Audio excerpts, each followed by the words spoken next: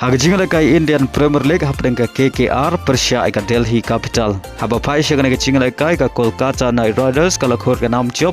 Hadin bagalala abat Liem ka Delhi Capital da khat saurons. Hagana ka jing lekai ka KKR ka latin engkong.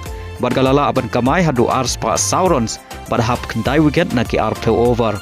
Kan baga Delhi Capital kalala aban kamai tang shis pa kendai peu runs. Bad hap kendai wicket na ki ar peu over. Hagajing lekai AFC Champion League Elite semi-final hapdeng ka Al Hilal Persia ka Al Ali Saudi. Hagan ngajing lekai ka Al Ali Saudi kalau yo ban penki jar nengkong tang haga menit ka kendai Lyngba orang lekai bakan sai ujong ka Firmino. Pada haga menit ka baar penyau ka Al Ali Saudi kalau yo yang mencap ya ka gol ka baar Lyngba Tony. Badai haga menit ka basau peu ar ka Al Hilal kalau yo mencap ya ka gol ka nengkong hagan ngajing lekai Lyngba Al Dawsari. Bad haga kelamin kata haga minit ke basan peu kendai ka Al Hilal ka ha banile guys tang si peu ngut hadin bau kauli beli uli yok priang ya karetkan. Bad haswa ban kut ka jing lekai kata haga minit ke bakendai peu plus nyau ka Al Ali Saudi kalau yok yang mencap ya ke gol ka balai haga ni ka jing lekai. Bad hadu bukut ka jing lekai ka Ken Hun jong Firmino ka Al Ali Saudi kalala aban perlim ya ka Al Hilal dan lai la ka wei.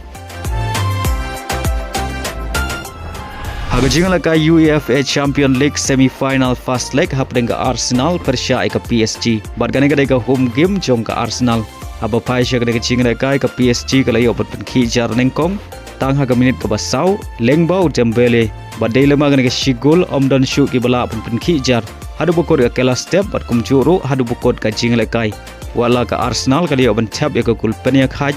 Haga minit ka basau penyau Henry Lyngba ka jing rap jong ka VAR Lasyam bagadai ka offside. Bad Lyngba ka nagashigol ka PSG ka lala abad perlim ya ka Arsenal haga nagaching lekai semi-final first leg da shigol lanot. Bad ka rai bakhaddu mano bani orong ya ka final kandai haga jing lekai second leg ka badai ka home game jong ka PSG.